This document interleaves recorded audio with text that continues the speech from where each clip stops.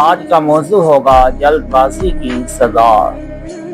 ایک دفعہ کا ذکر ہے کہ ملک فارس کا ایک بادشاہ تھا جو شکار کا بہت شوقین تھا۔ شکار کے معاملے میں وہ اس قدر بہادر، ماہر اور دلیر تھا کہ اپنے شکار کے تعاقب میں خطرے سے پر علاقوں کو بھی عبور کر جایا کرتا تھا۔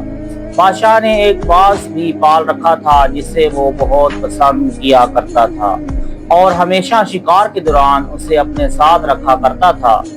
یہ پرندہ بھی بادشاہ کی آنکھ کے اشارے کو خوب سمجھتا تھا۔ ایک روز بادشاہ اور ان کے ساتھی شکار کی تلاش میں نکلے ہوئے تھے کہ اچانک بادشاہ کی نظر ایک مغرور غزال ہرن پر پڑی۔ غزال نے بادشاہ کو دیکھتے ہی ادائے بے نیازی سے گردن کو گھمایا اور گردن اکڑاتے ہوئے ایک جانب کو چل نکلا۔ غزال کے اس غرور کو دیکھ کر بادشاہ سلامت غضبناک ہو گئے اور اپنے ساتھیوں کو وہ اشارہ دیتے ہوئے کہنے لگے، کیا ادا ہے اور کیا غرور ہے اس کی یہ ہمت کہ میرے سامنے گردن اکڑا کر چلے۔ بادشاہ سلامت غصے میں چیخے، رک جاؤ، وہ کیا چیز ہے جس نے تم کو اس قدر مغرور بنا رکھا ہے؟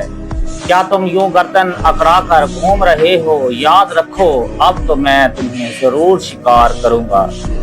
یہ سنتے ہی غزال پلٹا اور آستقی سے قدم اٹھاتا ہوا بادشاہ کی جانب آیا اور بادشاہ کے قریب پہنچ کر وہ اپنے گھٹنوں کے بال بیٹھ گیا اور اپنے اگلے کھور جوڑ کر سر کو یوں جھکایا جیسے آداب بجا لایا ہو۔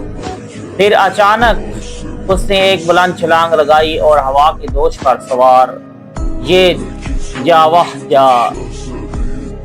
غزال کی اس حرکت نے بادشاہ سلامت کے غصے کو مزید بھڑکا دیا۔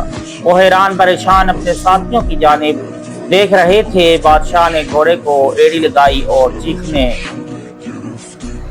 لگا، اب چاہے کچھ ہو جائے میں اس کا شکار کر کے ہی رہوں گا، چاہے اس کے لیے مجھے اپنی جان ہی کیوں نہ گنوانی پڑے۔ آگے آگے غزال تھا اور اس کے پیچھے بادشاہ اور اس کے ساتھی، جبکہ بادشاہ کے بازو پر بیٹھا اپنی نظر شکار پر جمائے ہوئے تھا۔ وہ لوگ غزال کے تعاقب میں پہاڑی علاقے میں پہنچ گئے۔ وہاں انہوں نے دیکھا کہ غزال فرلانگے پھرتا ہوا پہاڑی میں واقع غار میں چھپ گیا ہے۔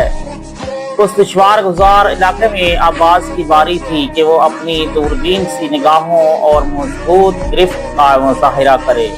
لہٰذا بادشاہ نے اپنے بازو پر بیٹھے ہوئے باز کو اڑان بھرنے کا اشارہ کیا اور صدا لگائی کہ اب کے شکار تمہارا ہے۔ باز زناٹے دار رفتار کے ساتھ غار میں داخل ہو گیا اور کچھ ہی دیر کے بعد اپنے پنجوں میں غزال کو لیے بادشاہ سلامت کی خدمت میں حاضر ہو گیا۔ بادشاہ کے ساتھیوں نے اس کے گلے میں رسی ڈالی اور بادشاہ سلامت کو تھما دی۔ بادشاہ اسے گھسیٹتا ہوا لیے جا رہا تھا۔ میدانی علاقے میں پہنچ کر اس کی رسی کو ڈھیلا کیا اور پھر اسے بھاگنے کے لیے مجبور کر دیا۔ جو ہی اس نے چھلانگ لگائی، بادشاہ نے تاک کر ایک تیر مارا اور اسے شکار کر لیا۔ بادشاہ اور اس کے ساتھی چونکہ غزال کی تلاش میں کافی دور نکل آئے تھے، لہٰذا اس کوشش میں تقریباً آدھا دن گزر چکا تھا۔ دھوپ کی تمازت اور گرمی کی حدت نے ان سب کا پیاس کے مارے برا حال کر رکھا تھا۔ بادشاہ اور اس کا گھوڑا سب سے زیادہ پیاس کی شدت محسوس کر رہے تھے۔ اچانک بادشاہ کو ایک درخت سے پانی کا قطرہ گرتا ہوا محسوس ہوا۔ انہوں نے اپنے باز کے گلے میں باندھے ہوئے چھوٹے سے کٹورے کو اتارا اور اس میں وہ قطرے جمع کرنے لگے۔ جیسے ہی بادشاہ سلامت نے اس کٹورے میں جمع شدہ پانی پینے کی کوشش کی، باز نے فوراً جھپٹا مار کر اسے گرا دیا۔ بادشاہ نے دوبارہ اسے بھر کر پینے کی کوشش کی، باز نے دوبارہ اسے جھپٹا مار کر گرا دیا۔ یہ دیکھ کر بادشاہ سلامت کو بہت غصہ آیا۔ انہوں نے پرندے کو جھڑکتے ہوئے کہا، بے وقوف پرندے، اب اگر تم نے یہ حرکت کی تو میں تمہیں اس گستاخی کی سخت سزا دوں گا۔